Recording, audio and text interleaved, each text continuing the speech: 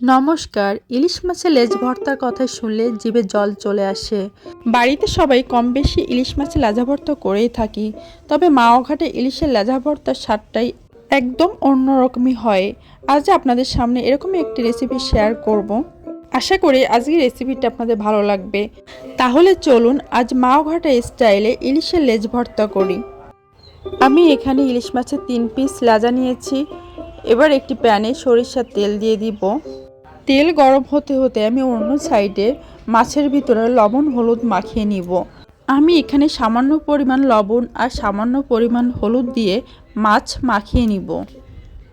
তেল গরম হয়ে গেছে, এবার মাছের লেজাগুলো দিয়ে দিব।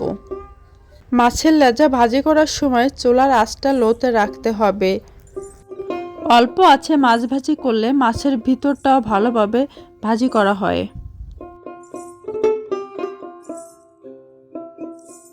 মাছের এক সাইড ভাজি করা হয়ে গেছে, এবার অন্য সাইডে উল্টে দিব।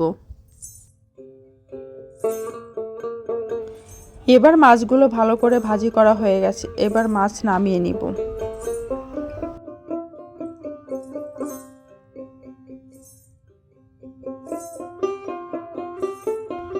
এবার মাছের কাঁটাগুলো ছাড়িয়ে নিতে হবে।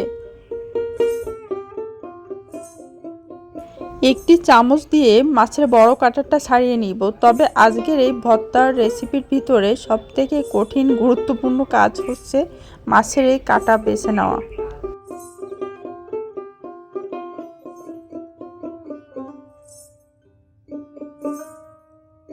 মাছের বড় কাঁটা ছাড়িয়ে নিয়েছি, এবার হাত দিয়ে মাছের ছোট ছোট কাঁটাগুলো ভালোভাবে বেছে নিতে হবে। মাছ ভাজি করে এক্সট্রা যে তেলটা ছিল সে তেলের ভিতরে কয়টা শুকনো লঙ্কা দিয়ে ভাজি করে নিব। শুকনো লঙ্কাগুলো ভাজি করা হয়ে গেছে, এবার নামিয়ে নিব।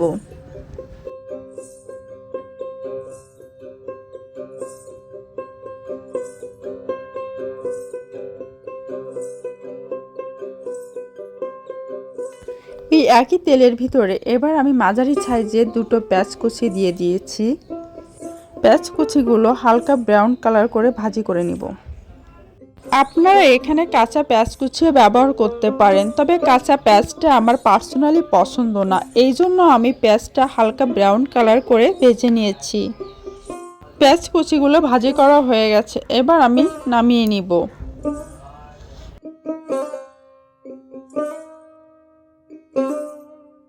এবার হাত দিয়ে মাছের ভর্তাটা মাখিয়ে নিব। আমি এখানে হাফ চামচ লবণ দিয়ে শুকনো লঙ্কাগুলো ভেঙে নিব। আমার ভিডিওটা আপনাদের ভালো লাগলে লাইক, কমেন্টস এবং শেয়ার করবেন। আর যারা আমার চ্যানেলটা এখনও সাবস্ক্রাইব করেন নাই, প্লিজ সাবস্ক্রাইব করে পাশে থাকবেন।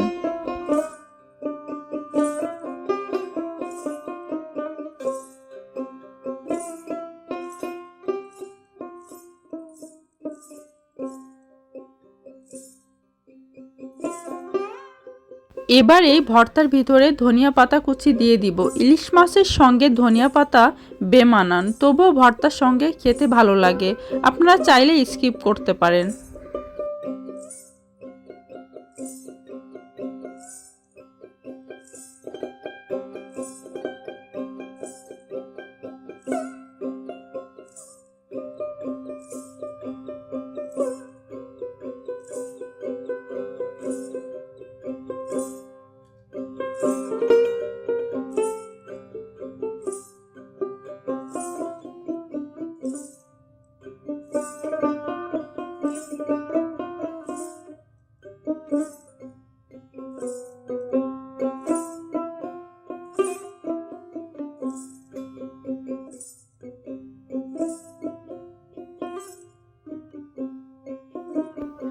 পেঁয়াজ ভাজি করে যে তেল ছিল আমি অল্প অল্প করে তেল দিয়ে মাছ মাখিয়ে নিব।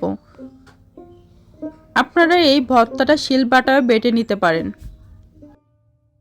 এবার হাত দিয়ে মাখিয়ে নিলেই হয়ে গেল ইলিশ মাছের লাজা ভর্তার রেসিপি। ভিডিওটা দেখার জন্য অসংখ্য ধন্যবাদ। ভালো থাকুন, সুস্থ থাকুন।